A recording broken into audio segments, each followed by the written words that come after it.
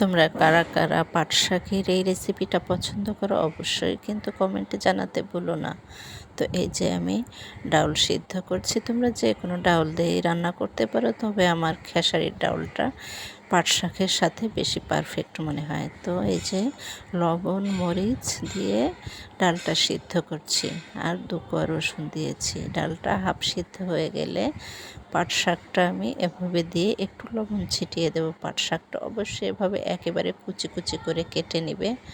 এই যে আমি কুচি কুচি করে কেটে নিয়েছি, তারপর ডাউলের সাথে সুন্দর করে মিক্সড করে দিচ্ছি। মনে রাখবে ডালটা কিন্তু হাফ সিদ্ধ করবে, বেশি যেন গলে না যায়, তাহলে খেতে ভালো লাগবে না। তো এই যে আমি মাত্র অল্প কয়েকটা উপকরণ দিয়ে এভাবে সিদ্ধ করে নিচ্ছি। আর শাকটাও কিন্তু বেশি সিদ্ধ করা যাবে না, যেহেতু এটা আমরা সিজনারি করব। তো এভাবে সিদ্ধ হয়ে গেলে আমরা এগুলোকে ঠান্ডা করে যে কোনো এয়ারটাইট কন্টেনারে করে রেখে দেব, সারা বছর মজা করে খাবো।